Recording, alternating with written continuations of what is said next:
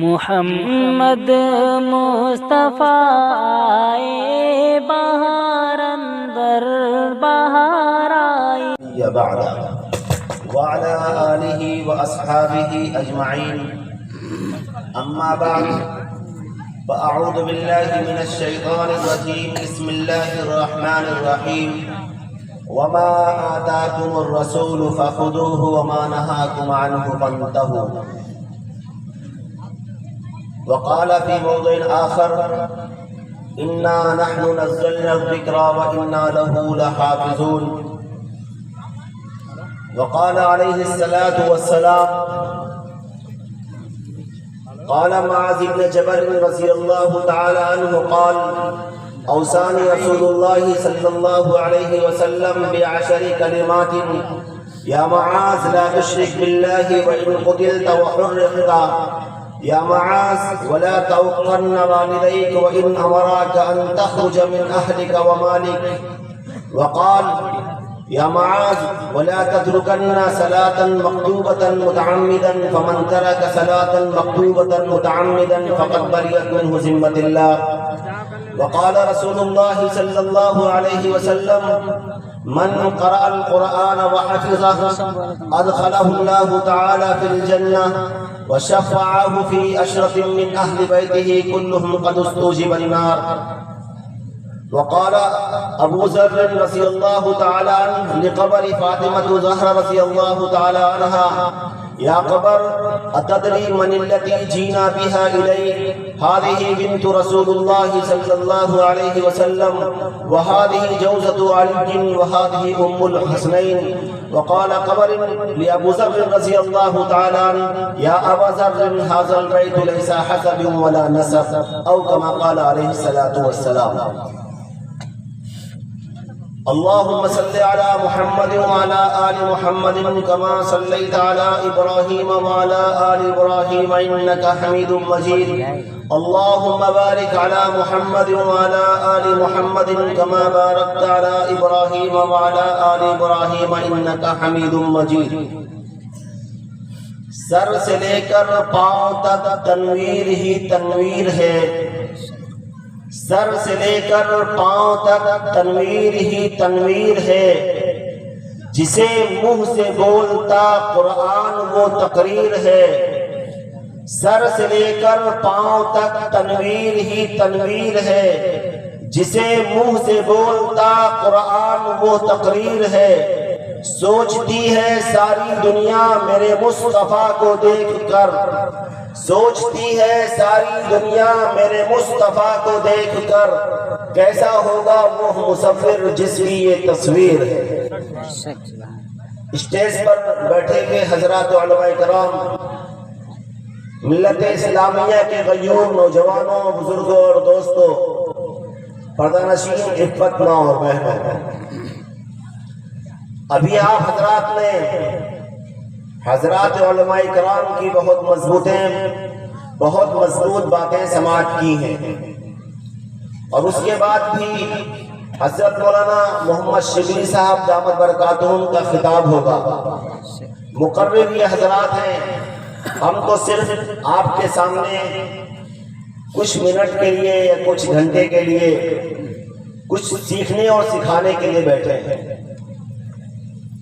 آج کا یہ جلسہ سیرت النبی صلی اللہ علیہ وسلم اور تعلیمی بیداری کے عنوان سے منعقد کیا گیا ہے.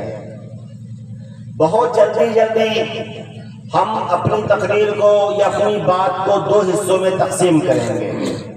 پہلا حصہ جس کے مخاطب ہم اور آپ ہوں گے، اور دوسرا حصہ جس کی مخاطب ہماری مائیں اور بہنیں ہوں گی. پہلا حصہ وہ ہے جس میں مخاطب ہم اور آپ خاص طور سے اور عمومی طور پر پوری دنیا کا ہر انسان ہے. وہ یہ ہے کہ سیرت النبی صلی اللہ علیہ وسلم، اللہ تعالیٰ نے اس کائنات کے اندر جو مقام، جو مرتبہ ہم سب کے آخری نبی جناب محمد صلی اللہ علیہ وسلم کو عطا فرمائی ہے، پوری کائنات میں اللہ نے وہ مقام نہ کسی نبی کو دیا، نہ کسی رسول کو دیا، اور نہ کسی انسان کو دیا۔ اللہ تعالیٰ کی اس دھرتی پر جناب محمد صلی اللہ علیہ وسلم سے اعلیٰ بالا برتر کوئی پیدا ہی نہیں ہوا۔ ہم اپنی تقریر کی شروعات بانی دارالعلوم دیوبند قاسم العلوم والخیرات حجت الاسلام فی الارض حضرت مولانا محمد قاسم نور اللہ مرقدہ کے ایک مضمون سے کرنا چاہتے ہیں۔ انہوں نے اپنی کتاب میں ایک شعر کا جگہ دیا ہے اور کہا حسن یوسف دم عیسیٰ ید بیضاداری، حسن یوسف دم عیسیٰ ید بیضاداری، آنچ خوبہ ہما دارند تو تنہا داری۔ اللہ تعالیٰ نے حضرت آدم علیہ السلام سے لے کر حضرت ابراہیم علیہ السلام تک سارے نبیوں کے اندر جو خصوصیات عطا فرمائی تھی وہ تنہا جناب محمد صلی اللہ علیہ وسلم نے، جناب محمد صلی اللہ علیہ وسلم کو اللہ تبارک و تعالیٰ نے دیا۔ جناب محمد صلی اللہ علیہ وسلم سے بالا برتر افضل انسان اس دھرتی پر کوئی جنم نہیں لیا۔ قاسم العلوم والخیرات نے لکھا ہے کہ ایک یہودی نے ان سے سوال کیا اور کہا مولانا تم لوگ تقریر کرتے ہو کہ ابراہیم علیہ السلام، اسماعیل علیہ السلام، موسیٰ علیہ السلام، عیسیٰ علیہ السلام، سارے نبیوں کے اندر جو کمالات تھے اللہ نے وہ تنہا جناب محمد صلی اللہ علیہ وسلم کے اندر رکھے تھے۔ اے قاسم، موسیٰ علیہ السلام کی لاٹھی سے دریائے نیل کے اندر 12 راستے بنے تھے، محمد صلی اللہ علیہ وسلم نے لاٹھی کہاں ماری اور کہاں راستہ بنا؟ مولانا محمد قاسم نانوتوی سے کہا کہ او قاسم، تم یہ کہتے ہو کہ عیسیٰ علیہ السلام کو اللہ نے جو خصوصیات دی تھی وہ خصوصیات ہمارے اور آپ کے آقا جناب محمد صلی اللہ علیہ وسلم کو اللہ نے دی۔ عیسیٰ علیہ السلام چلتے تھے، 1000 سال پرانے قبر ہے اور کہتے تھے قم بإذن اللہ، مردہ اٹھ کے کھڑا ہو جاتا تھا۔ حضرت محمد صلی اللہ علیہ وسلم نے ایسے کہاں لکھا ہے؟ حضرت محمد صلی اللہ علیہ وسلم کی زندگی سے ایسے کہاں ثابت ہوا ہے؟ مولانا محمد قاسم نانوتوی رحمت اللہ علیہ نے لکھا ہے کہ وہ عقل کے اندھے تمہیں جناب محمد صلی اللہ علیہ وسلم کی خاصیت کا پتہ نہیں چل سکتا، کیونکہ محمد صلی اللہ علیہ وسلم ایک دریا ہے اور چھوٹی چھوٹی اس سے ہزاروں شاخیں نکلی۔ محمد صلی اللہ علیہ وسلم ایک مضبوط درخت کے جڑ ہے جس کی لاکھوں شاخیں نکلی۔ اگر شاخ ترقی کر جائے تو اس کا مطلب یہ نہیں ہوتا کہ وہ جڑ سے مضبوط ہو جائے گا۔ اگر کسی سمندر سے کوئی ندی نکل جائے تو اس کے مطلب یہ نہیں ہوتا کہ وہ ندی سمندر کے اوپر حاوی ہو جائے گا۔ محمد صلی اللہ علیہ وسلم کی حیثیت ایک درخت کی جڑ کسی ہے، محمد صلی اللہ علیہ وسلم کی حیثیت ایک سمندر کسی ہے جس سے ہزاروں اور لاکھوں نبی اس دنیا میں تشریف لائے۔ مولانا محمد قاسم نانوتوی نے لکھا ہے کہ بے شک موسیٰ علیہ السلام کی عصا کے اندر اللہ نے وہ طاقت دی تھی کہ اللہ پاک نے کہا ہے موسیٰ اپنی اس لاٹھی کو دریا کے اوپر مارو، دریا کے سینے سے 12 راستے نکل گئے۔ لیکن قربان جائیے جناب محمد صلی اللہ علیہ وسلم کی شخصیت کے اوپر کہ موسیٰ علیہ السلام نے لاٹھی مارا تو دریا سے راستے نکلے، لیکن حضرت نبی کریم صلی اللہ علیہ وسلم کو کچھ مارنے کی ضرورت نہیں ہے، آپ نے اشارہ کیا اور اربوں اور خربوں میل دور چاند کے 2 ٹکڑے ہو گئے۔ مولانا محمد قاسم نانوتوی نے کہا تو محمد صلی اللہ علیہ وسلم کی شخصیت کے بارے میں پوچھتے ہو کہ عیسیٰ علیہ السلام نے مردہ انسانوں کو زندگی دی ہے، محمد صلی اللہ علیہ وسلم نے کیا دی؟ مولانا محمد قاسم बानी दारुल देवबंद ने लिखा है कि इब्राहिम और इस्माइल और मूसा और ईसा अलैहिस्सलाम के मौजिज़ात को छोड़िए, ईसा अलैहिस्सलाम को अल्लाह ने मौजिज़ा दिया था। कब्र के बगल से गुजरते थे, 1000 साल पुरानी कब्र है, और कहते थे कुम बिइज़्निल्लाह, ऐ मुर्दा अल्लाह के हुक्म से खड़ा हो जा, मुर्दा अल्लाह के हुक्म से खड़ा हो जाता था।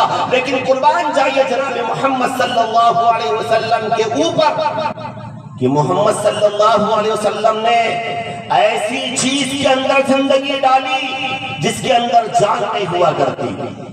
मौलाना मोहम्मद कासिम नानवी रहमतुल्लाह अलैह ने लिखा है कि एक मरतबा अबू जहल हजरत मोहम्मद सल्लल्लाहु अलैहि वसल्लम के पास आया और कहने लगा, ऐ मोहम्मद सल्लल्लाहु अलैहि वसल्लम, मैं आपको अल्लाह का नबी मान लूंगा, मैं आपको अल्लाह का बरगुज़ीदा बंदा मान लूंगा, लेकिन ऐ मोहम्मद आप ये बताइए मेरे हाथ में क्या है? वो हाथ में कंकर रखे हुए था, पत्थर के चंद टुकड़े रखे हुए था।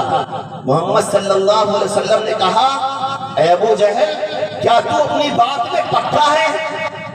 तू जो कह रहा है उसके ऊपर अमल करेगा? अबू जहल ने कहा, हाँ, मैं जो कह रहा हूं उसके ऊपर अमल करूंगा। हुजूर पाक सल्लल्लाहु अलैहि वसल्लम ने इरशाद फरमाया, ऐ अबू जहल, तू ये बता कि मैं बताऊं तेरे हाथ में क्या है, या तेरे हाथ में है वो बताए कि मैं कौन। हुजूर सल्लल्लाहु अलैहि वसल्लम ने अबू जहल के हाथ की तरफ देखा, कंकर ने तुरंत कहा, अशहदु अल्ला इलाहा इल्लल्लाह व अशहदु अन्ना मुहम्मदन अब्दुहु व रसूलुहु। अल्लाह। मोहम्मद सल्लल्लाहु अलैहि वसल्लम इतने बड़े कि एक मर्तबा अरब का एक यहूदी एक मरी हुई गो अपनी थैली के अंदर लेकर के आता है और कहता है कि मैंने सुना है कि मोहम्मद सल्लल्लाहु अलैहि वसल्लम को अल्लाह ने बहुत सारे कमालात और मौजिज़ात से नवाजा था। आज मैं जाके देखता हूँ कि मोहम्मद सल्लल्लाहु अलैहि वसल्लम की मौजिज़ात और कमालात क्या है, कितने बड़े नबी हैं। आया और कहने लगा, है मोहम्मद, मैंने आपका बहुत चर्चा सुना है, मैंने सुना है कि आप आखिरी नबी होने का दावा करते हैं, मैं आपको अल्लाह का नबी मानूंगा, लेकिन आप ये बताइए ऐ मोहम्मद, मेरे इस झोले के अंदर क्या है? मोहम्मद सल्लल्लाहु अलैहि वसल्लम ने फिर वही कहा, ऐ अल्लाह के बंदे, मैं बताऊं कि झोले के अंदर क्या है, या झोले के अंदर मौजूद चीज खुद बतावे कि मैं कौन हूं। हुजूर सल्लल्लाहु अलैहि वसल्लम ने झोले की तरफ देखा और कहा, मन अंता, ऐ झोला तू बता मैं कौन हूँ। तारीख में लिखा है कि उस झोले के अंदर एक मरी हुई गोह रखी हुई थी, जो अल्लाह का एक बंदा गोह मार के लाया था, झोले में रखी हुई थी। जैसे मोहम्मद सल्लल्लाहु अलैहि वसल्लम ने उस झोले से कहा, मन अंता या मन अना, ऐ झोला तू बता कि मैं कौन हूँ। झोले से आवाज आई, अन्ता मुहम्मदुर रसूलुल्लाह, आप अल्लाह के रसूल हैं। और फिर झोले से आवाज आई, वअन्ता खातिमुन नबिय्यीन, आप आखिरी नबी हैं। फिर झोले से आवाज आई, झोले ने कहा, क़द अफ़लह मन सद्दक़ता, और फिर झोले ने कहा, क़द ख़ाब मन कज़्ज़बता। झोले से 4 आवाज आई। पहली आवाज आई, अन्ता मुहम्मदुर रसूलुल्लाह, गोह मरी हुई है। अब अल्लाह का वो दुश्मन बंदा ये जान रहा है कि मरी हुई गोह कभी बोला नहीं करती। ईसा अलैहिस्सलाम को कहना पड़ता था, कुम बिइज़्निल्लाह, ऐ मुर्दा अल्लाह के हुक्म से खड़ा हो जा। लेकिन मौलाना मोहम्मद कासिम नानवी रहमतुल्लाह अलैह लिखते हैं कि अल्लाह के नबी को कहना नहीं पड़ा कि तू कौन है, या उठ जा अल्लाह के हुक्म से। मुर्दा खुद कहता, अन्ता मुहम्मदुर रसूलुल्लाह। सिर्फ गोह की ये 4 बात हम और आप मान ले, हमारा बेड़ा पार हो जाएगा। पहली चीज का, अन्ता मुहम्मदुर रसूलुल्लाह। वो शख्स जो पूछ रहा है मैं कौन हूं, मैं कहती हूं कि अन्ता मुहम्मदुर रसूलुल्लाह, कि तू अल्लाह का आखिरी पैगंबर मोहम्मद सल्लल्लाहु अलैहि वसल्लम। अगर कोई मोहम्मद को सिर्फ नबी मानता है, सिर्फ रसूल मानता है, वो सच्चा पक्का मुसलमान नहीं, जब तक कि मोहम्मदुर रसूलुल्लाह को आखिरी नबी न माने। لوگوں نے کہا انت محمد الرسول اللہ، آپ اللہ کے نبی ہیں، رسول ہیں، اور پھر کہا انت خاتم النبیین، اور آپ اللہ کے آخری نبی ہیں، اور پھر کہا قد افلح من صدقت، اے وہ شخص جو پوچھ رہا ہے میں کون ہوں، تو وہ ہے کہ جو شخص تیری بات مان لے گا وہ کامیاب ہو جائے گا۔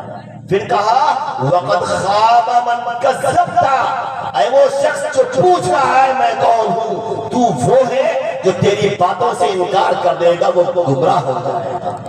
تو یہ چار بات خالی آج کے جلسے میں ہم اپنے دل میں بٹھا لیں، جلسے کا مقصد حل ہو جائے گا۔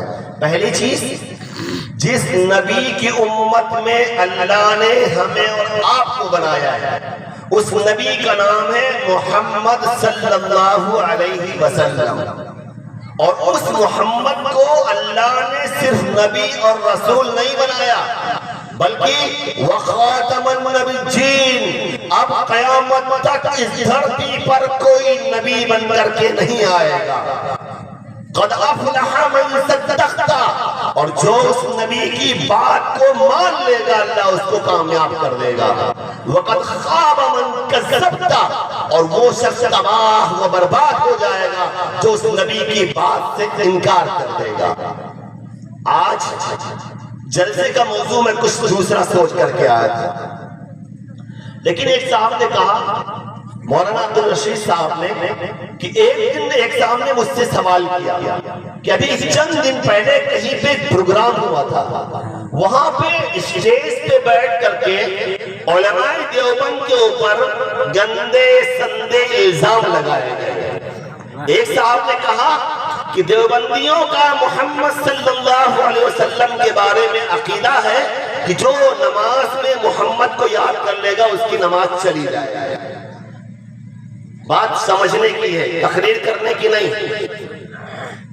اگر نماز میں حضور پاک صلی اللہ علیہ وسلم کا خیال آ جائے تو نماز ٹوٹ جائے گی۔ ایک صاحب نے کہا اس کے اوپر بہت برا بھلا کہا۔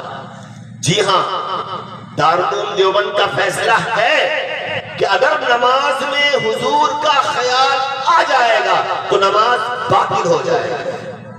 کان کھول کے سن لیجیے، اور دارالعلوم دیوبند کے اسی فتاوی میں لکھا ہے کہ نماز میں اتحیات میں اللہم صلی علی محمد میں لفظ محمد موجود ہے، نماز میں حضور کا خیال لانا ضروری ہے۔ کیا کہہ رہے ہیں؟ ایک فتویٰ ہے کہ اگر نماز میں حضور کا خیال آ جائے تو نماز باطل ہو جائے گی، نماز ختم ہو جائے گی، اور ایک فتویٰ ہے کہ نماز میں اتحیات میں اور اللہم صلی علی محمد میں لفظ محمد موجود ہے، حضور کا خیال لانا ضروری ہے۔ مولانا محمد قاسم نانوتوی رحمت اللہ علیہ کا انتقال 48 سال کی عمر میں ہوا ہے۔ کتنا؟ 48۔ ان کے بعد مولانا عبدالرشید گنگوہی رحمت اللہ علیہ دارالعلوم دیوبند میں ان کے ساتھ ساتھ پڑھاتے تھے، فلسفہ اور منطق پڑھاتے تھے۔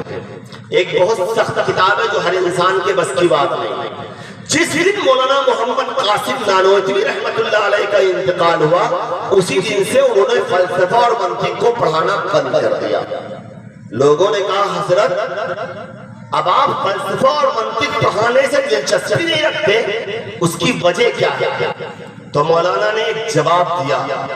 مولانا عبدالرشید گنگوہی رحمت اللہ نے کہا کہ میں فلسفہ اور منطق اس لیے پڑھتا تھا، میں فلسفہ اور منطق اس لیے پڑھاتا تھا تاکہ قاسم العلوم والخیرات حجت الاسلام فی الارض حضرت مولانا محمد قاسم کی بات کو سمجھ سکوں۔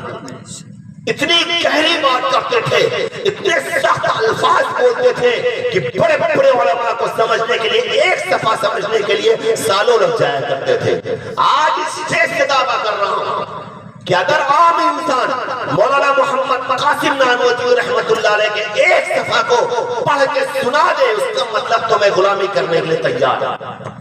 چھوٹے موٹے عالم نہیں تھے، تو قاسم نانوتوی کے بارے میں گنگوہی رحمت اللہ علیہ کہہ رہے ہیں کہ ابھی تک میں منطق اور فلسفہ اس لیے پڑھاتا تھا کہ علامہ قاری محمد قاسم نانوتوی رحمت اللہ علیہ کی بات کو سمجھ سکوں. آج ان کا انتقال ہو گیا. اب جتنے علماء موجود ہیں ہمارے جیسے لوگ ہیں ان کی بات کو ہم آسانی کے ساتھ سمجھ لیں گے. تو مولانا محمد قاسم نانوتوی نے لکھا ہے کہ اگر نماز میں حضور کا خیال آ جائے تو نماز باطل ہو جاتی ہے. اور تعلم دیوبند نے لکھا ہے نماز میں السلام علیکہ ایھا النبی موجود ہے, اللہم صلی علی محمد موجود ہے. نماز میں حضور کا خیال لانا ضروری ہے, اس کے بغیر نماز نہیں ہوگی. کیسے کہہ دیا؟ ایک جگہ کہہ رہے لانا ہے اور ایک جگہ کہہ رہے لاؤ گے تو نماز ٹوٹ جائے گی. شریعت جو ہے بچے کے لیے بھی ہے جو 12 سال سے اوپر ہو, جوان کے لیے بھی ہے اور بوڑھے کے لیے بھی ہے. اگر 12 سال بچے کے سر کے اوپر 50 کلو کا بوجھ لاد دیا جائے تو بچہ زندہ رہے گا یا مر جائے گا؟ ایسے ہی ایک جوان کے سر کے اوپر 20 کلو کی گٹھری لاد دیا جائے تو اس کو پتا چلے گا میرے سر پہ ہے یا نہیں ہے. ایسے ہی شریعت ہے, بچوں کے لیے اور ہے, جوانوں کے لیے اور ہے, مردوں کے لیے اور ہے, عورتوں کے لیے اور ہے. مولانا اشرف علی تھانوی نے ایک لفظ لکھا ہے کہ نجاست کو بار بار چوسنے سے نجاست پاک ہو جاتی ہے. کیا نجاست کو بار بار چوسنے سے نجاست پاک ہو جاتی ہے. اس پہ ہمارے بھیا لوگ بہت واویلا مچاتے ہیں. لیکن مولانا محمد قاسم اور چاہے مجدد اسلام حضرت مولانا محمد اشرف علی تھانوی رحمت اللہ علیہ ہوں, ان کی ایک بات کو سمجھنے کے لیے, ان کے ایک صفحہ کو سمجھنے کے لیے 10 سال کی محنت لگتی ہے. اس کے بعد جا کے ان کا ایک صفحہ سمجھ میں آتا ہے. جس نے مدرسہ دیکھا نہیں, جس نے مکتب دیکھا نہیں, جس نے علماء کے سامنے بیٹھا نہیں, آج اسٹیج پہ بیٹھ کے ان کی کتابوں کے اوپر بحث کرتا ہے. خدا کی قسم وہ اس لائق نہیں ہے کہ ان کی ایک صفحہ پڑھ کر کے اردو میں سنا دیں. اگر سنا دیں گے تو غلامی ہم کریں گے. مولانا محمد قاسم نے لکھا ہے کہ دنیا میں انسانوں کے درجات ہیں, کوئی چھوٹا ہے, کوئی میڈیم ہے, کوئی بڑا ہے. اسی طرح دنیا میں اللہ کے ولیوں کا بھی مقام ہے, ایک حیثیت ہے. کوئی چھوٹا ہے, کوئی میڈیم ہے, کوئی بڑا ہے. بزرگوں کے 3 درجے. نمبر 1 سالک, سین الف زبر سا لام چھوٹا کا لکھ سالک. سالک کہتے ہیں جو دنیا میں رہتے ہوئے دین کا کام کرنے لگے. جیسے ہم کھیت جوت رہے ہیں, اذان ہو گئی, نماز پڑھ لی. ہم دکان پہ بیٹھے ہیں, اذان ہو گئی, نماز پڑھ لی. ہم مدرسے کے اندر پڑھا رہے ہیں, اذان ہو گئی, کتاب بند کر دی اور نماز پڑھ لی. اس کا نام ہے سالک. بزرگوں کا ایک مقام ہے سالک اور دوسرا مقام ہے عارف. قاری محمد طیب صاحب اور آج کے اس دور میں قاری زبیر صاحب, مولانا باندوی رحمت اللہ دامت برکاتہم اور بڑے بڑے علماء کے آگے آپ نے لکھا ہوگا عارف باللہ. کیا بزرگوں کے آگے لکھا ہوگا عارف باللہ. ہمارے آگے کیا لکھا؟ مولانا محمد فاروق صاحب. عارف باللہ نہیں. لیکن کچھ دھرتی کے اوپر انسان ایسے ہیں جس کے نام کے آگے لکھا ہوگا عارف باللہ. سالک کہتے ہیں جو دنیا دار رہتے رہتے دین کا کام کرنے لگے, اس کا نام ہے سالک. اور عارف کہتے ہیں شریعت جس کی طبیعت بن جائے. کیا ہو جائے؟ شریعت جس کی طبیعت بن جائے. جیسے بھوک لگی ہے تو کھانا ضروری ہے, پیاس لگی ہے تو پانی کا پینا ضروری ہے, نیند لگی ہے تو سونا ضروری ہے, اس کے بغیر چین نہیں پڑے گا. ایسے ہی اگر نماز کا وقت ہو گیا, چاہے وہ سمندر کی تہ میں ہو تو وہ نکل کے آئے گا اور مسجد میں باجماعت نماز پڑھے گا. اپنے گھر پہ نہیں, اپنی دکان پہ نہیں, اپنے کھیت اور کھلیان میں نہیں, سمندر کی تہ میں ہوگا تب بھی وہ سمندر سے نکل کر کے مسجد میں جائے گا اور باجماعت نماز پڑھے گا. اس کا نام ہے عارف باللہ. عارف باللہ کہتے ہیں شریعت اس کی زندگی کا جز بن جائے, شریعت اس کی عادت بن جائے. اگر ایک سنت چھوٹ رہی ہو تو تڑپ جائے, مچل جائے کہ نبی کی سنت چھوٹ رہی ہے, میری جان تو چلی جائے گی لیکن نبی کی سنت ہم سے نہیں چھوٹے گی.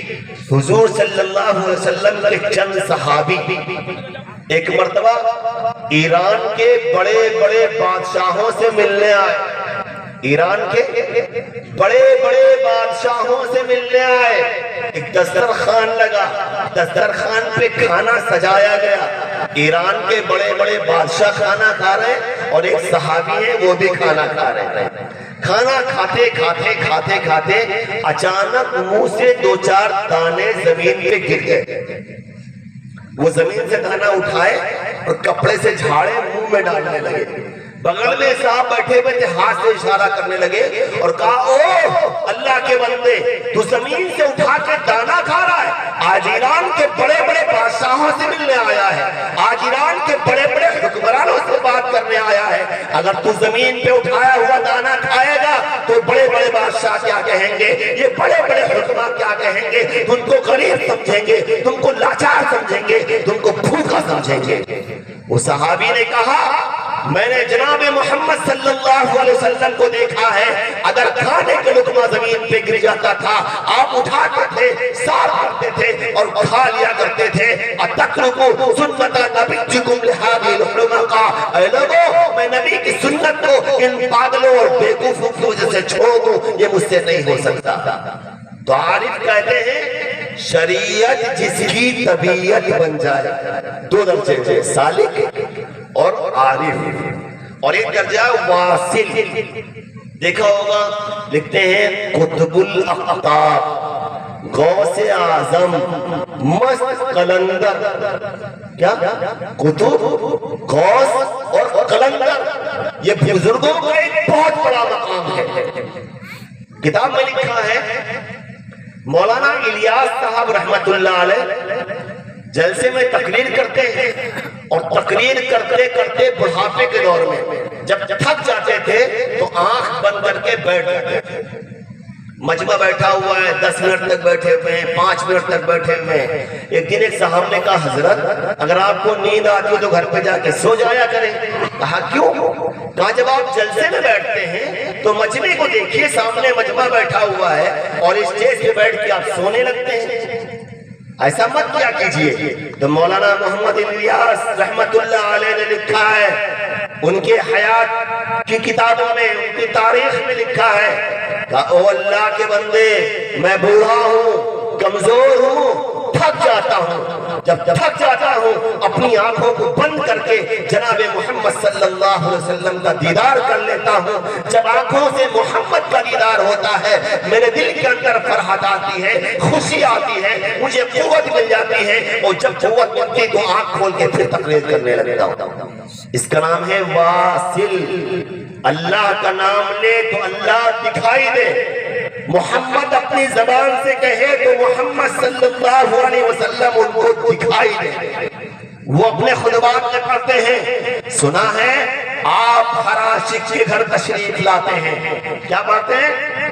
سنا ہے آپ ہر عاشق کے گھر تشریف لاتے ہیں, میرے گھر میں بھی ہو جائے چراغا یا رسول اللہ. ہم یہ نہیں کہتے میں نے دیکھا ہے, سنا نہیں ہے, میں نے دیکھا ہے, میں نے جانا ہے کہ جو نبی سے سچی محبت کرتا ہے, جو نبی سے سچی عشق کرتا ہے, نبی اس کے گھر پہ ضرور تشریف لاتے ہیں. خواب نہیں ہے, صرف امید نہیں ہے. نہ کہنا چاہیے. پھر ایک واقعہ چھوٹا سا اپنے گھر کا واقعہ. ابھی 15 دن پہلے 12 سال کا میرا ایک بیٹا ہے محمد طلحہ. کتنے سال کا ہے؟ 12 سال کا ہے. اٹھا صبح اور اپنی امی سے کہنے لگا اماں آج میں نے ایک خواب دیکھا ہے. تو کہا کیا خواب دیکھا ہے؟ کہا خواب میں نے یہ دیکھا ہے کہ ایک صاحب آئے ہیں، میں اوپر کہیں چڑھا ہوا تھا، وہاں سے گر رہا تھا، اور جب گرتے گرتے زمین کے قریب آیا تو انہوں نے مجھے اپنے گود میں لے لیا اور کہا اماں، ان کا چہرہ اتنا خوبصورت تھا، اتنا خوبصورت تھا کہ ان کے چہروں کو اپنی نظروں سے میں نظر ملا کے دیکھ نہیں پا رہا تھا۔ جب میں نے دیکھا اتنے خوبصورت ہیں تو میں نے ان سے کہا آپ کون ہیں؟ تو انہوں نے جواب دیا میں محمد ابن عبداللہ۔ کیا کہا؟ میں محمد ابن عبداللہ ہوں۔ اے بیٹا تم گر رہے تھے اس لیے میں آ گیا تھا کہ تم گرو نہ، تم کو میں نے اپنی گود میں لے لیا۔ پھر اس بچے نے شکایت کی اگر آپ محمد رسول اللہ ہیں تو اے اللہ کے نبی، میرا بچہ کہہ رہا 15 دن پہلے کہہ رہا اے اللہ کے نبی میں قرآن پاک پڑھتا ہوں بھول جاتا ہوں، آپ دعا کر دیجئے کہ میں قرآن پاک پڑھوں بھولوں نہ، جلدی حافظ ہو جاؤں۔ اس کے بعد سے کہا ابو جس دن سے میں نے خواب دیکھا ہے قرآن پاک بھولتا نہیں۔ 11 پارہ کا حافظ ہوا ہے۔ تو اللہ کے نبی سے جو سچی محبت کرے گا، اللہ کے نبی کی جو اطاعت کرے گا، اللہ کے نبی اس کے گھر ضرور تشریف لاتے ہیں۔ تو سالک عارف واصل کا ایک مقام ہے، جب اللہ کہتا ہے تو اللہ اس کو دکھائی دیتا ہے۔ جب محمد زبان پہ لاتا ہے تو محمد صلی اللہ علیہ وسلم اس کو دکھائی دیتے ہیں۔ امام ابو حنیفہ علماء کرام جانتے ہیں 99 مرتبہ اللہ پاک کو خواب میں دیکھا۔ کتنی مرتبہ؟ اس دھرتی پہ لوگ موجود ہیں، ابھی انتقال ہوا ہے سہارنپور کے شیخ یونس رحمت اللہ علیہ کا، ان کے ایک دوست تھے مولانا عبدالحفیظ مکی رحمت اللہ علیہ، جو پچھلے سال ان دونوں بزرگوں کا انتقال ہوا ہے۔ یہ علماء دیوبند ہیں جو کہتے ہیں کہ میرے گھر تشریف لائیے نہیں بلکہ اللہ کے نبی ان کے گھر تشریف لاتے ہیں، مشورہ دیتے ہیں۔ گونڈا کے پاس ایک گاؤں ہے، ایک بزرگ رہتے ہیں، کم سے کم 110 مرتبہ اللہ کے نبی کو خواب میں دیکھ چکے اور دیکھ نہیں چکے۔ ان کا کہنا یہ ہے کہ اگر میں کوئی مشورہ کرتا ہوں تو اللہ کے نبی اس کا جواب بھی دیتے ہیں۔ میرا ایک مسئلہ تھا، میں نے کہا ٹھیک ہے حضرت، مفتی امانت اللہ نام ہے ان کا، حضرت میرا ایک مسئلہ ہے، اگر کبھی حضرت محمد صلی اللہ علیہ وسلم کو خواب میں دیکھیے گا تو ذرا اس مسئلے کا حل نکال لیجیے گا۔ میں بامبے میں تھا، انہوں نے فون کیا بیٹا مبارک ہو، کل میں نے اللہ کے نبی کو خواب میں دیکھا تھا، آپ کا ذکر کیا تو اللہ کے نبی نے یہ جواب دیا۔ کیا؟ تو جو سالک عارف واصل ہوگا، جب اللہ کہے گا تو اللہ دکھائی دے گا، محمد کہے گا تو محمد صلی اللہ علیہ وسلم دکھائی دے گا۔ دارالعلوم دیوبند کا 2 فتویٰ ہے، ایک فتویٰ ہے کہ اللہم صلی علی محمد میں لفظ محمد موجود ہے، اور تحیات کے اندر السلام علیکہ ایھا النبی موجود ہے۔ نماز میں حضور کا خیال کا لانا ضروری ہے، اس کے بغیر نماز نہیں ہوتی، وہ ہمارے اور آپ کے لیے کیا وہ فتویٰ ہمارے اور آپ کے لیے ہے کہ جب کہیں اللہم صلی علی محمد تو حضور صلی اللہ علیہ وسلم کا خیال لاوے۔ لیکن جب کوئی کہے گا اللہم صلی علی محمد اور محمد صلی اللہ علیہ وسلم سامنے دکھنے لگے تو وہ کیا کرے؟ نبی سے محبت جزو ایمان ہے، نبی کو دیکھنا انسان کی قسمت کی بات ہے۔ اگر نبی سامنے دکھ گئے، نبی سے چہرہ ہٹا لیا، خدا کی قسم وہ مرتد ہو جائے گا، مسلمان نہیں رہے گا۔ نبی کو دیکھنا باعث فخر ہے، باعث بلندی ہے، لیکن نبی سے چہرے کو ہٹا لینا، کھبا لینا، وہ سب مرتد ہو جائے گا، مسلمان نہیں رہے گا۔ تو دارالعلوم دیوبند نے کہا ہے کہ جس کو نماز میں یا جس کو لفظ محمد کہنے پر محمد صلی اللہ علیہ وسلم دکھائی دے، اس کو چاہیے کہ جلدی سے کہے اللہم صلی علی محمد اور محمد کا خیال نہ لاوے، ورنہ محمد صلی اللہ علیہ وسلم دکھنے لگیں گے۔ اگر نماز میں محمد صلی اللہ علیہ وسلم کو دیکھنے کی طرف دل لگاتا ہے تو اس کی نماز نہیں رہے گی، اور اگر محمد صلی اللہ علیہ وسلم سے اپنے چہرے کو ہٹاتا ہے تو مسلمان نہیں رہے گا۔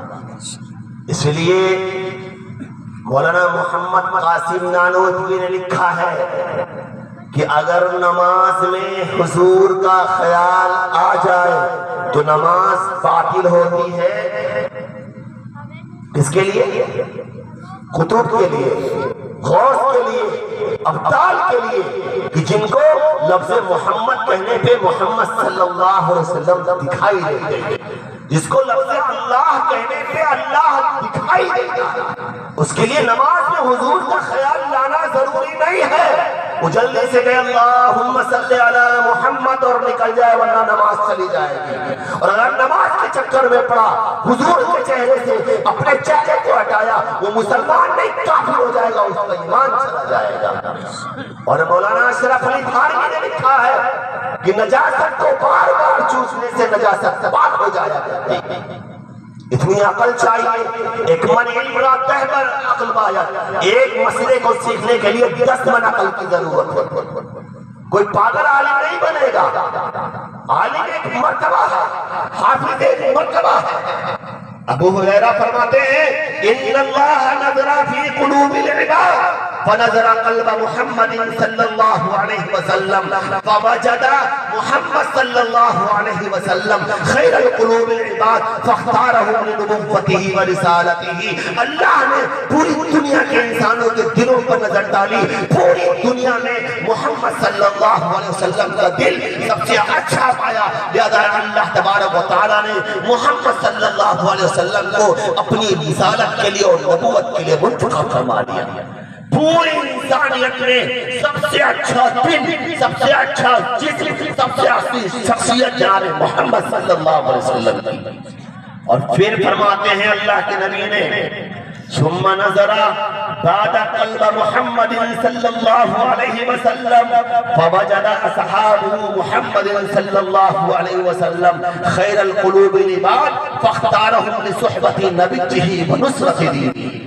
پھر اللہ نے محمد صلی اللہ علیہ وسلم کو اپنی رسالت اور نبوت کے لیے منتخب کرنے کے بعد پوری دنیا کے انسانوں پہ نظر ڈالی. تو پھر پوری دنیا کے انسانوں نے حضرات صحابہ کا دل سب سے اچھا پایا. لہذا ان کو نبی کی دین کی نصرت کے لیے اور نبی کی صحبت کے لیے منتخب فرما لیا. تو نہ نبی اپنی محنت سے بنتا ہے، نہ صحابی اپنی محنت سے بنتا ہے. صحابہ ایک مقام ہے، ایک بلند مرتبہ ہے، ایک بہت بلند رتبہ ہے. اللہ جس کو چاہتا اس کو عطا دیتا ہے. پوری انسانیت کی نمازوں کو ایک پلڑے میں رکھ لیا جائے، پوری انسانیت کے روزوں کو ایک پلڑے میں رکھ لیا جائے، اور وہ صحابی جو ابھی حضور پاک صلی اللہ علیہ وسلم پر ایمان لایا ہے، ایک وقت کی نماز نہ پڑھی ہے، صرف نبی کے چہرے کو دیدار کیا ہے اور کہا ہے اشہد ان لا الہ الا اللہ واشہد ان محمدا عبدہ ورسولہ. خدا کی قسم پوری دنیا کی انسانیت مل کر کے اسے ایک ادنا صحابی کا مقابلہ نہیں کر سکتی. اور اس سے بڑھ کے میں کہتا ہوں ثم نظر قلوب العباد فوجد قلبه حال الحفاظۃ والعلماء. پھر اللہ نے پوری دنیا کے انسانوں کے دلوں پر نظر ڈالی. ان تمام انسانوں میں علماء اور حفاظ کے دل کو اللہ نے دلوں میں سب سے اچھا پایا. لہذا نبی کی دین کی نصرت کے لیے اور قرآن کا حافظ اور عالم بنانے کے لیے اللہ نے ان کو منتخب کر لیا. عالم اور حافظ بننا کسی انسان کے بس کی بات نہیں ہے اگر اللہ نہ چاہے. ہزاروں لوگوں نے محنت کیا ہے، 20 پارے تک پہنچ گئے، پڑھائی چھوڑ دیا ہے. ہزاروں لوگوں نے محنت کیا ہے، عالم بن گئے ہیں اور اپنے علم سے مکر کر کے دنیا داری میں لگ گئے. خدا کی قسم عالم بننا اور حافظ بننا دنیا کے حصول کے لیے نہیں تھا. بدقسمتی سے آج ہم علماء پیسے کے پیچھے پڑ گئے، ہم حفاظ پیسے کے پیچھے پڑ گئے. اللہ کے نبی فرماتے ہیں صلی اللہ علیہ وسلم میری امت کے اندر سب سے افضل ترین انسان وہ ہے جو حافظ اور عالم. کون کہہ رہا ہے؟ میرے نبی کہہ رہے ہیں میری امت کے اندر سب سے افضل ترین انسان وہ ہے جو وقت میں حافظ ہو اور عالم ہو. اللہ کے نبی نے فرمایا ایک جگہ پر کہ کل قیامت کے دن حوض کوثر کے اوپر جب اللہ کے نبی اپنے ہاتھوں سے جام کوثر پلائیں گے، پوری امت کا مجمع ہوگا. پوری دنیا کے انسان ہوں گے، اللہ کے نبی کس کو پلائیں گے؟ علماء نے لکھا ہے کہ اللہ کے نبی صرف حفاظ کو اور علماء کو اپنے ہاتھوں سے جانے کو سر پلائیں گے، اور باقی سارے ہاتھوں سے دوسرے لوگ پانی پیئیں گے۔ کیا سمجھ رکھا ہے آپ نے علماء حفاظ کا مقام؟ اللہ کے نبی فرماتے ہیں علماء میری وراثت ہے، حفاظ قرآن کے علم بردار ہے، جس کے سینے میں قرآن کا لفظ ہوگا، جو بچہ حافظ قرآن ہوگا، خدا کی قسم زمین کے اوپر اللہ نے حرام کر دیا ہے کہ اس کے جسم کو کھایا اور اس کے جسم میں لگ جائے۔ حرام ہے زمین کے اوپر کے حفاظ اور علماء کے جسم کو کھائے۔ اللہ کے نبی نے کہا ہے علماء اپنی قبر میں زندہ ہیں، حفاظ اپنی قبر میں زندہ ہیں، اس لیے کہ اللہ نے قرآن کی تبلیغ کے لیے، قرآن کی حفاظت کے لیے ان کو منتخب کیا ہے۔ اور قرآن دعویٰ کر رہا اِنَّا نَحْنُ نَزَّلْنَا الذِّكْرَ وَإِنَّا لَهُ لَحَافِظُونَ۔ اللہ کہتا ہے کہ میں نے قرآن کو نازل کیا ہے اور میں اس قرآن کی حفاظت کروں گا، حفاظ کے ذریعے سے اور علماء کے ذریعے سے۔ جس دن حفاظ ختم ہو جائیں گے، علماء ختم ہو جائیں گے، خدا کی قسم اللہ تعالیٰ دنیا کو تباہ برباد کر کے رکھ دے گا۔ اللہ کے نبی فرماتے ہیں لا تقوم الساعة حتى يقال في الارض اللہ اللہ۔ جس دن دھرتی کے اوپر اللہ اللہ کہنے والے ختم ہو جائیں گے، اللہ اس دھرتی کو توڑ پھوڑ کے فتنہ کر کے رکھ دے گا۔ اس لیے بھائی پوری انسانیت میں اللہ نے جو مقام ہمارے نبی کو دیا ہے کسی کو نہیں دیا، اور پوری انسانیت میں اللہ نے جو مقام اس نبی کی امت کو دیا ہے کسی کو نہیں دیا۔ علماء سے پوچھ لیجیے کل میدان حشر میں جب حساب و کتاب ہو جائے گا، سارے نبیوں کے اوپر جنت حرام ہوگی جب تک کہ ہمارے نبی حضرت محمد صلی اللہ علیہ وسلم جنت میں نہیں چلے جائیں، اور سارے نبیوں کی امت پہ جنت حرام ہوگی جب تک کہ امت محمدیہ کا ایک ایک پر جنت میں نہیں چلا جائے گا۔ کون کہہ رہا ہے؟ وہ کہہ رہا ہے جس کے لیے اس دھرتی کو بسایا گیا، وہ کہہ رہا ہے جو اللہ کا محبوب ہے، وہ کہہ رہا ہے جو اللہ کا لاڈلا ہے، وہ کہہ رہا ہے جس کے بارے میں اللہ نے کہا ہے لولا ما خلقت الافلاق۔ اے نبی اگر آپ کو اس دھرتی کے اوپر نہ آنا ہوتا تو نہ زمین ہوتا، نہ آسمان ہوتا، نہ چاند ہوتا، نہ سورج ہوتا، نہ مرد ہوتے، نہ عورت ہوتے، نہ ابراہیم ہوتے، نہ آدم ہوتے، نہ موسیٰ ہوتے نہیں تھا۔ اس نبی کی امت میں اللہ نے ہمیں پیدا کیا، اور جو جتنی بڑی شخصیت کا مالک ہو اللہ اس کے امتحان اتنے بڑا لیتا ہے۔ مثال کے طور پر ایک سائیکل ہے پینڈل والی، ایک موٹر سائیکل ہے، ایک کار ہے، ایک ہوائی جہاز ہے، ایک راکٹ ہے۔ سب سے بڑی چیز کیا ہے؟ ہوائی جہاز اور راکٹ۔ آج کے دن سب سے چھوٹی سی چیز کیا ہے؟ سائیکل۔ ہم سائیکل چلاتے اگر سائیکل کی کیا بولتے ہیں اس کو چین اتر جائے تو کیا ہماری جان چلی جائے گی؟ نہیں جائے گی، ہم گر جائیں گے، چوٹ لگ جائے گی، اٹھ جائیں گے، چین کو سیدھی کریں گے پھر چل دیں گے۔ چھوٹی چیز، اس سے بڑی چیز لے لیجیے موٹر سائیکل۔ گر گئے اگر ہیلمٹ پہنے ہیں تو چوٹ لگ جائے گی، ہیلمٹ نہیں تو سر پھٹ جائے گا اور مر جائیں گے، لیکن ہماری لاش تو ہمارے گھر والوں کو مل جائے گی کہ نہیں ملے گی؟ کہ لاش بھی ختم ہو جائے گا، ہمارا جسم بھی ختم ہو جائے گا؟ نہیں ختم ہوگا۔ لیکن اگر پلین اور راکٹ کی بات کریں، بہت بلندی پر ہے، بہت اونچے پر ہے، خدا نہ کرے خدا نہ کرے خدا نہ کرے اگر اس کے اندر حادثہ ہو گیا، ہماری لاش تو لاش راکھ۔ ایسے لئے امت محمدیہ ساری امت میں سب سے افضل امت ہے، آدم سے بڑھ کر، موسیٰ سے بڑھ کر، عیسیٰ سے بڑھ کر سارے نبیوں کی امت کو ایک پلڑے میں رکھا جائے اور جناب محمد کی امت کے ایک فرد سے مقابلہ کیا جائے، مقابلہ کرنا بیکار ہوگا۔ جب ساری امت میں سب سے بڑھ کر امت ہے تو اس امت کی ذمہ داری بھی سب سے بڑھ کر ہوگی۔ اس سے پہلے جتنے نبی آئے، جب تک وہ نبی دنیا میں تھے ان کی شریعت تھی، ان کی کتاب تھی، اس کے اوپر عمل کرنے والے تھے، لیکن جس دن دنیا سے گئے ان کی شریعت ختم، ان کی کتاب ختم، ان پر عمل کرنے والے ختم۔ لیکن قربان جائیے جناب محمد صلی اللہ علیہ وسلم پر، آپ قیامت تک کے ہمارے بیچ میں مولانا اشرف علی تھانوی رحمت اللہ علیہ نے لکھا ہے جس دن آپ کے انتقال کا وقت آیا اور یہ پتا چلا کہ آج آپ کی روح اللہ کے پاس جائے گی، آپ نے جبرائیل امین سے مشورہ کیا، اے جبرائیل امین تم بتاؤ میں اس دنیا میں رہوں یا آسمان کے اوپر جاؤں، میں جاؤں تو کہاں جاؤں؟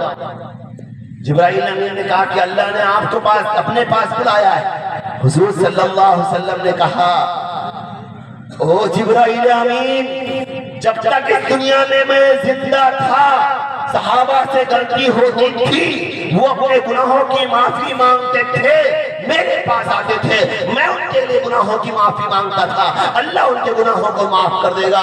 اگر میری قبر آسمان پہ بن گئی تو میری امت یتیم ہو جائے گی، اکیلی ہو جائے گی، کوئی سہارا اس کا نہیں رہے گا۔ لکھا ہے جبرائیل امین، مولانا اشرف علی تھانوی نے لکھا ہے میں چاہتا ہوں کہ میرے دنیا سے جانے کے بعد میری قبر میرے امت کے درمیان ہے۔ کس کے پاس ہے؟ میری امت کے درمیان ہے۔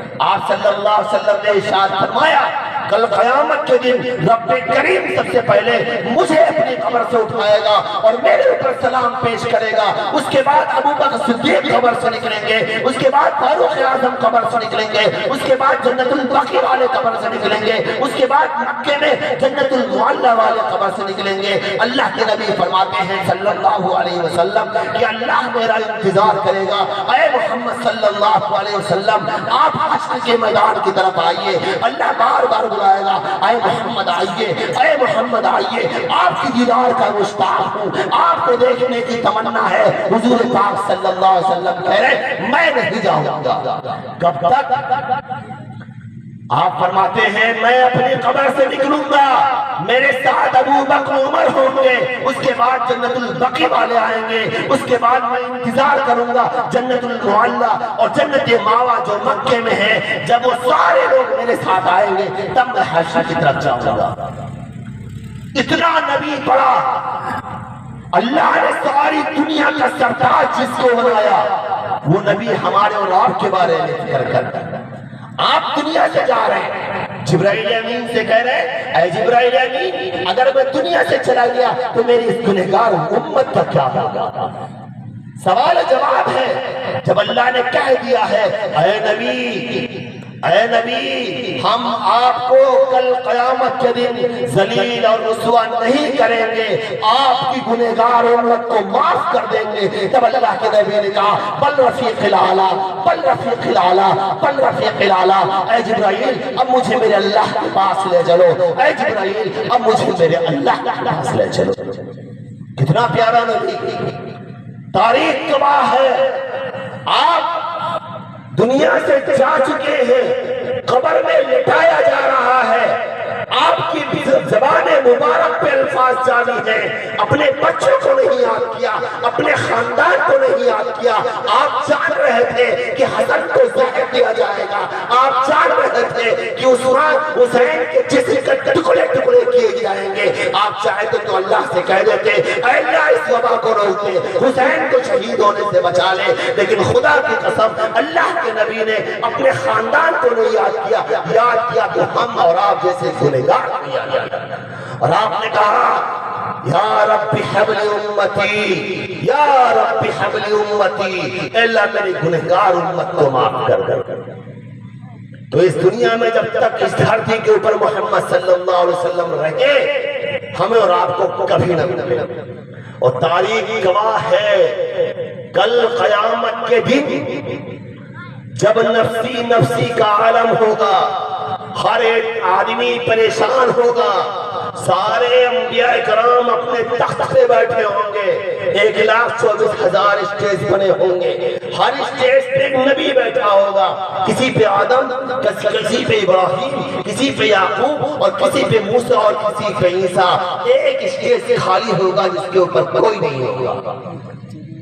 سارے انبیاء دیکھیں گے اور کہیں گے ہم لوگ تو اس پہ اسٹیج پہ بیٹھے ہیں، اللہ اپنے انعامات کا ہمارے اوپر نزول کر رہا ہے، ہم خوش ہو رہے ہیں، یہ کہ اسٹیج خالی کیوں پڑا، یہ کہ ممبر خالی کیوں پڑا ہے؟ آواز آئے گی محمد صلی اللہ علیہ وسلم کی طرف سے اللہ نے وہ اسٹیج میرے لیے بنایا ہے، میں اس اسٹیج کے اوپر آؤں گا، لیکن میرا اللہ سے ایک سوال ہے، اللہ جب اس کو پورا کر دے گا تب میں آؤں گا۔ اللہ پاک فرمائیں گے اے محمد صلی اللہ علیہ وسلم آپ آئیے اسٹیج کے اوپر، جو کہیں گے وہ کیا جائے گا۔ اللہ کے نبی فرماتے ہیں میں اسٹیج کے اوپر نہیں جاؤں گا، کیونکہ مجھے ڈر ہے کہ اسٹیج کے اوپر بیٹھا اور اسٹیج مجھے اڑا کے جنت میں لے گیا تو میری گنہگار امت کیا کرے گی۔ آپ فرماتے ہیں اللہ کہے گا پھر کیا ہوگا؟ اللہ کے نبی فرماتے ہیں میں اسٹیج کے قریب جاؤں گا، اللہ بار بار کہے گا اے محمد بیٹھ جائیے، اے محمد بیٹھ جائیے، اے محمد بیٹھ جائیے۔ اللہ کے نبی صلی اللہ علیہ وسلم فرماتے ہیں میں بیٹھوں گا لیکن اپنا دائنا ہاتھ اسٹیج کے اوپر رکھوں گا اور ہٹا دوں گا اور کہوں گا اے اللہ میں اسٹیج کے اوپر اس وقت بیٹھوں گا جب میری گنہگار امت کا کوئی فیصلہ کر رہا ہے۔ اللہ کے نبی فرماتے ہیں اس کے بعد اللہ کے سامنے میں سجدے میں گر جاؤں گا، ایک اللہ کے سامنے سجدہ کروں گا اور فرماتے ہیں خدا کی قسم اللہ کے سامنے اتنا بڑا سجدہ کروں گا، اتنا بڑا سجدہ کروں گا کہ قیامت سے لے کے آج تک اور آج سے لے کے قیامت تک کوئی انسان نے اس کا لمبا سجدہ نہیں کیا۔ تمام اولین و آخرین نے اتنا لمبا سجدہ نہیں کیا ہوگا جتنا لمبا سجدہ محمد صلی اللہ علیہ وسلم فرماتے کہ میں کروں گا۔ اور اس کے بعد اللہ کہے گا ارفع رأسک یا محمد صلی اللہ علیہ وسلم، اے محمد آپ اپنا سر اٹھائیے، فصل توتا آپ جو مانگے وہ دوں گا۔ اللہ کے نبی نہ اپنے آپ کو مانگیں گے، نہ حسنین کو مانگیں گے، نہ خاندان کو مانگیں گے، مانگیں گے تو ہمیں مانگیں گے اور کہیں گے یا رب حب امتی، اے اللہ میری امت کو معاف کر دے، میری امت کو بخش۔ اتنا لاڈلا، اتنا پیارا نبی جو ہر قدم پر ہمارے لیے بے چین رہا۔ قرآن کہہ رہا ہے لعلک باخع نفسک علی آثارہم ان لم یؤمنوا بہذا الحدیث اسفا۔ اللہ کے نبی دن رات بے چین رہتے تھے، روتے تھے، تڑپتے تھے، چیختے تھے اے اللہ میری امت کا کیا ہوگا، اے اللہ میری امت کو معاف کر دے، میری امت کو معاف کر دے۔ آج ہم اس نبی کے امتی ہیں اور اپنے اعمال کے اوپر نظر ڈالیں، ہم کیا کر رہے ہیں اس نبی کے لیے۔ علماء دیوبند نے لکھا ہے کہ نبی کا کوئی حق ادا نہیں کر سکتا اگر اتنا کر لیا جائے کہ 1000 مرتبہ یا 100 مرتبہ کم سے کم روزانہ جناب محمد صلی اللہ علیہ وسلم پر درود ابراہیمی کا نذرانہ پیش کیا جائے۔ کتنی مرتبہ؟ 1000 مرتبہ یا 100 مرتبہ کم سے کم جناب محمد صلی اللہ علیہ وسلم پر درود پاک کا نذرانہ پیش کیا جائے۔ ہو سکتا ہے کل قیامت کے دن محمد صلی اللہ علیہ وسلم ہمیں اور آپ کو دیکھ کے خوش۔ جو سلام ہم پڑھتے ہیں نا یہ ہوا میں نہیں جاتی، وہ سلام نام لے کر کے جناب محمد تک پہنچائی جاتی ہے۔ علماء دیوبند کا ایک عقیدہ ہے کہ مزار اقدس پہ جا کر کے جو سلام پڑھا جائے وہ سلام اللہ کے نبی خود سنتے ہیں اور اس کا جواب دیتے ہیں، اور جو سلام دور سے پڑھا جائے اللہ کے نبی فرماتے ہیں ایک فرشتہ میرے پاس آتا ہے جو کہتا ہے اے اللہ کے نبی فلاں جو فلاں کا بیٹا ہے، فلاں جو فلاں گاؤں میں رہنے والا ہے وہ آپ پہ درود پڑھتا ہے۔ اللہ کے نبی کہتے ہیں وعلیکم السلام اور اس درود پاک کا اس کو جواب دیتے ہیں۔ اس لیے مسلمانوں اگر ہمارے دل میں نبی کی ذرا سے محبت ہے تو کم سے کم اتنا تو کر سکتے ہیں کہ نبی کی ذات اقدس کے اوپر 10 20 50 اور 100 مرتبہ روزانہ درود ابراہیمی کا نذرانہ عقیدت پیش کریں۔ اللہ کے نبی کا مقام بہت بڑا، میں نے کہا نا اس کائنات میں جو مقام جناب محمد صلی اللہ علیہ وسلم کا ہے اس کائنات میں اتنا بڑا کوئی نبی، اتنا بڑا کوئی انسان اس دھرتی میں پیدا نہیں۔ وہ نبی فرماتا ہے ان چھوٹے چھوٹے بچوں کے لیے، جلدی جلدی اپنی بات کو ختم کرتا ہوں۔ اللہ کے نبی صلی اللہ علیہ وسلم نے ارشاد فرمایا من قرأ القرآن وحفظه ادخله الله تعالى في الجنة وشفعه في عشرة من اہل بیتہ كلهم قد استوجب النار. ایک 8 سال کا بچہ، 10 سال کا بچہ جس کی ہماری نظر میں کوئی اوقات نہیں کہ ہے.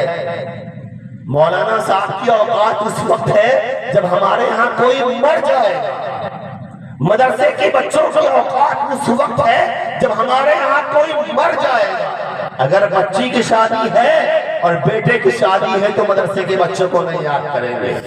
مر گیا تو جاؤ مدرسے سے 10 بچوں کو بلا لاؤ اور آپ کے مرنے کے کھانا کھا کے چلے جائیں. خدا کی قسم اللہ کے نبی صلی اللہ علیہ وسلم فرماتے ہیں مدرسے میں پڑھنے والا ہر بچہ میرا مہمان.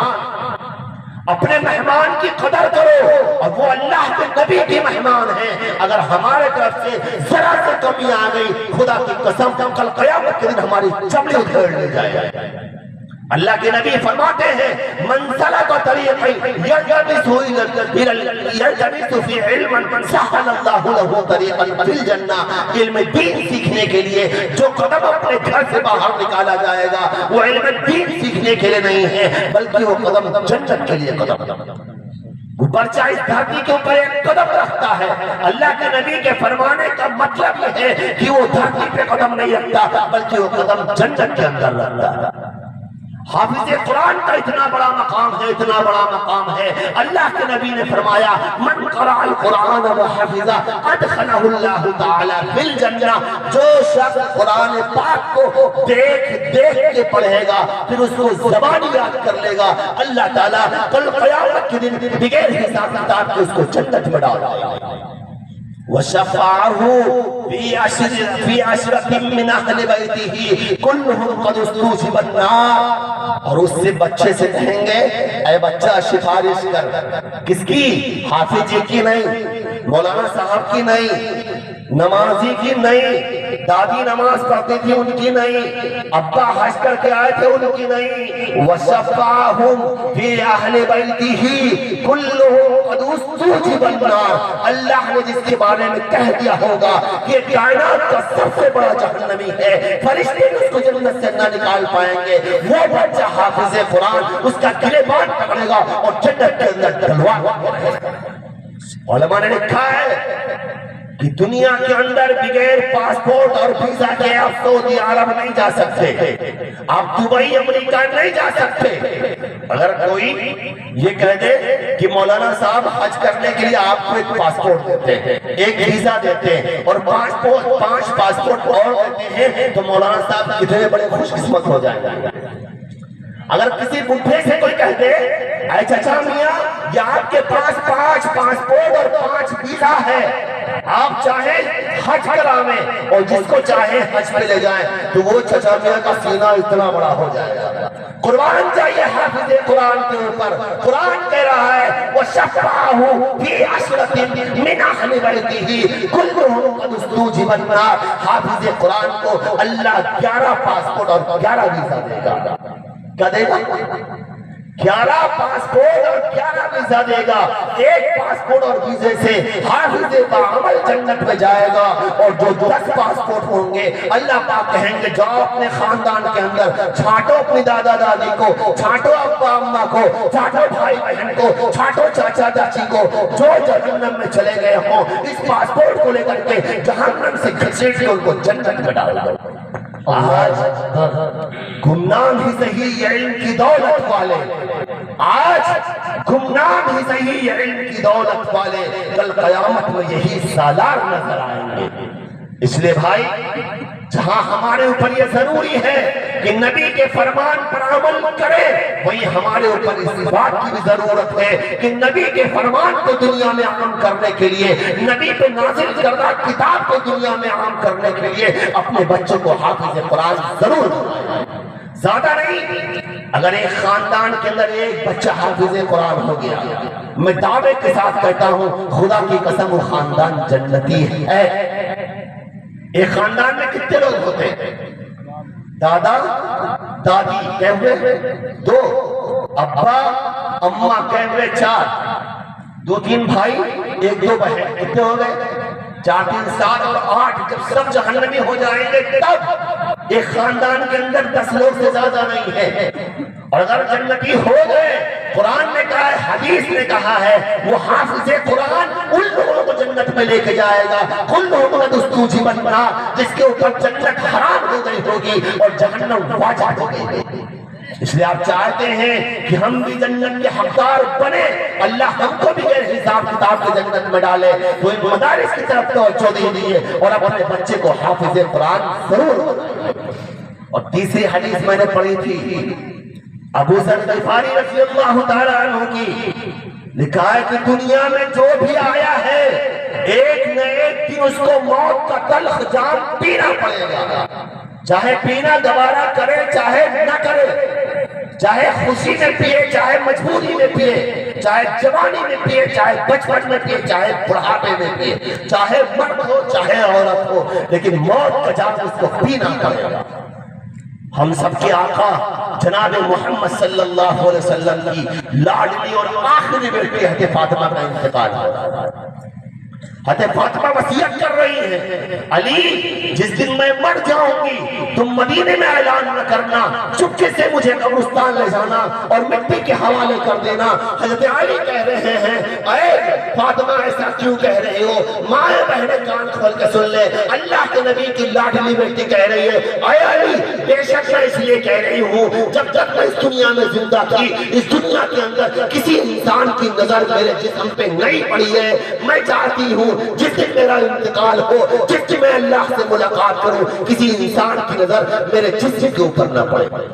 علماء نے لکھا ہے، حدیث میں لکھا ہے کہ جب قیامت کے دن حشر کے میدان میں ہر انسان آئے گا، پوری دنیا کھچا کھچ بھری ہوگی، لیکن جب فاطمہ بنت محمد صلی اللہ علیہ وسلم آئیں گی، عرش کی طرف سے اعلان ہوگا، او نبیوں، او رسولوں، او دنیا کے انسانوں اپنی نظریں نیچی کر لو، سر جھکا لو، آج محمد کی بیٹی محمد بنت فاطمہ آنے والی ہے اللہ کے سامنے حساب دینے کے لیے، ساری نظریں جھک جائیں گی اور اس کے بعد فاطمہ اللہ کے دربار میں پیش ہو۔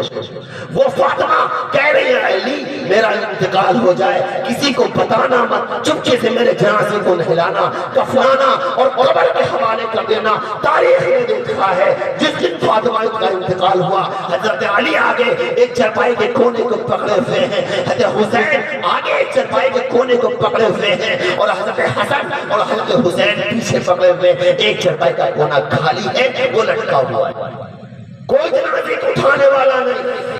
ایک دم سے ابو ذر غفاری آ گئے اور کہا، اے علی کیوں رو رہے ہو؟ اے حسن اور حسین کیوں رو رہے ہو؟ کیا بات ہے؟ یہ کس کا جنازہ ہے جس جنازے کو اٹھانے والا کوئی نہیں؟ حضرت علی نے کہا، کیا بتاؤں، بتانے کی پابندی ہے، لیکن اے ابو ذر غفاری تم پوچھ رہے ہو تو بتا رہا ہوں، یہ محمد صلی اللہ علیہ وسلم کی بیٹی ہے، یہ علی کی بیوی ہے، یہ حسن اور حسین کی اماں ہیں، انہوں نے وصیت کی ہے، دنیا میں کسی نے میرے جسم کو نہیں دیکھا ہے، میں چاہتی ہوں جس دن میں مروں اور میں اللہ کے حوالے ہوں میرے جسم پہ کسی نامحرم کی نظر نہ پڑے۔ مائیں بہنیں غور کریں، جب قبر کے پاس ان کے جنازے کو رکھا گیا، ابو ذر غفاری کے اوپر وحی جاری ہو گیا۔ ابو ذر غفاری قبر سے بات کرنے لگے اور کہہ رہے، یا قبر اتدری من التی جینا بہا الیک، اے قبر کیا تو جانتی ہے آج تیرے پیٹ میں کون آ رہا ہے؟ ہذہ بنت رسول اللہ صلی اللہ علیہ وسلم، آج جو تیرے پیٹ میں آ رہی ہے وہ حضرت محمد صلی اللہ علیہ وسلم کی بیٹی حضرت فاطمہ ہے۔ وہذہ جوزۃ علی الجن، اور جو تیرے پیٹ میں آ رہی ہے وہ جو اسد اللہ ہے، وہ جو اللہ کے نبی کا ساتھی ہے، اس کی بیوی تیرے پیٹ میں آ رہی۔ وہذہ ام الحسنین، اور آج جو تیرے پیٹ میں آ رہی ہے جنت کے نوجوانوں کی سردار، ان کی اماں حضرت فاطمہ تیرے پیٹ میں آ رہی ہیں۔ اے قبر ذرا نرمی کا معاملہ کرنا، اے قبر ذرا ہوش کے نہ کھول لینا، اے قبر ذرا ہوش میں لینا۔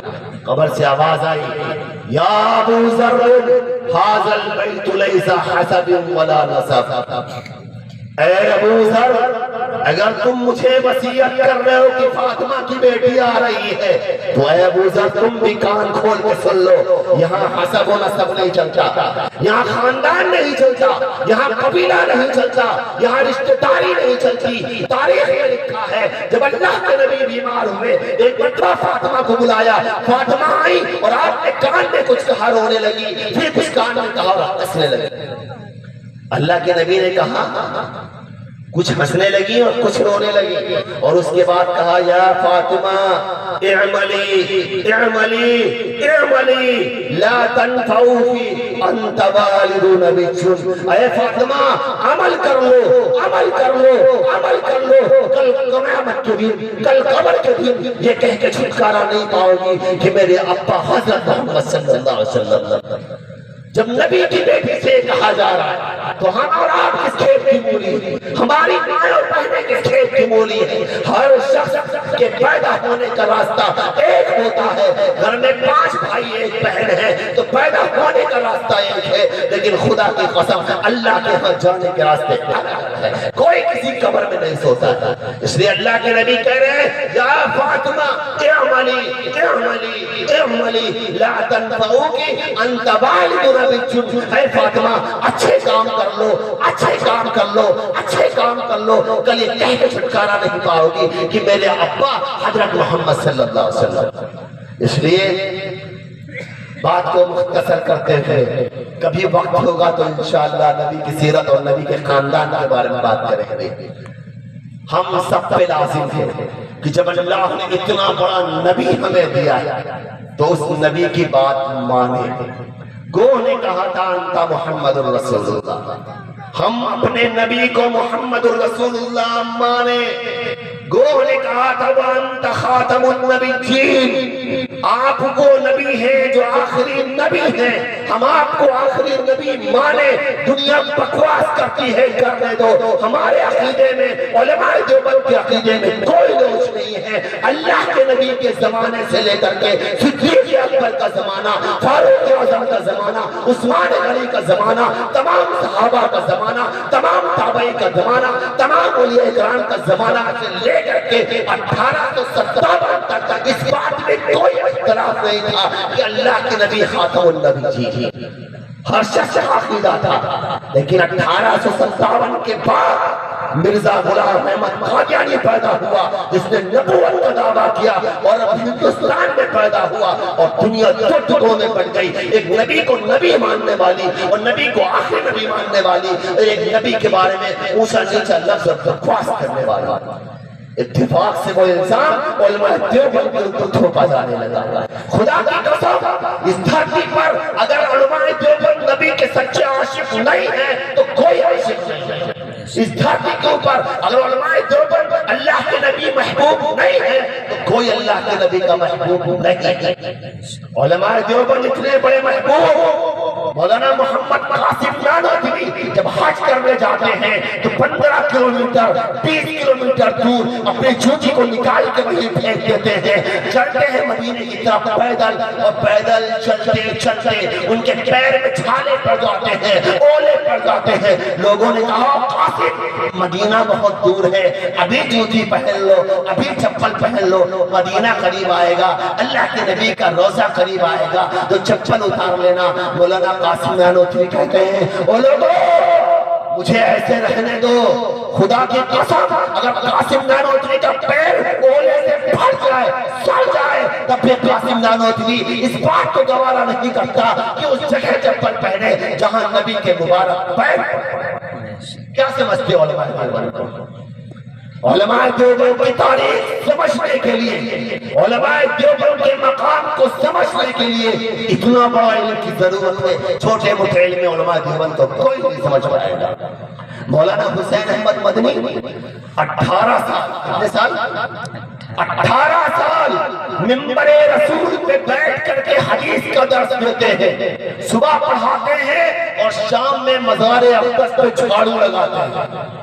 علماء دیوبند کے اندر کسی کو اللہ نے فضیلت نہیں دی کہ جو مزار اقدس پر جھاڑو لگاتے ہیں۔ جھاڑو کس سے لگاتے ہیں؟ جھاڑو سے نہیں، کپڑے سے نہیں، ہاتھ سے نہیں، اپنی داڑھی سے مزار اقدس پہ جھاڑو لگاتے ہیں، اور جھاڑو لگانے کے بعد جو گردہ ملتا ہے وہ گردہ بطور سرما کی آنکھ میں لگاتے ہیں۔ مولانا حسین احمد مدنی نے لکھا ہے، خدا کی قسم جس دن سے مزار اقدس کا گرد و غبار اپنی آنکھ میں لگاتا ہوں، اس دن سے لے کے آج تک میری آنکھ میں کبھی آنکھ نہیں آئی ہے، اور میری آنکھ کبھی خراب نہیں ہوئی ہے، اور میری آنکھ کے اندر کبھی کوئی تکلیف نہیں ہے۔ اللہ مولانا رشید احمد گنگوہی مدینے سے آتے تھے، جب کوئی مدینہ سے آتا تھا تو صرف ایک چیز منگاتے تھے، ہم جاتے ہیں سونا لے کے آتے ہیں، تسبیح لے کے آتے ہیں، فلاں فلاں چیز لے کے آتے ہیں، لیکن رشید احمد گنگوہی علماء دیوبند کی جڑ ہے، علماء دیوبند کی بنیاد ہے۔ وہ جب مدینے سے کوئی آتا تو کھجور لگاتے، کھجور کھاتے، اور اس کی گٹھلی کو پیس کر کے رکھ لیتے، اور صبح شام بطور دوائی کے اس گٹھلی کو کھاتے۔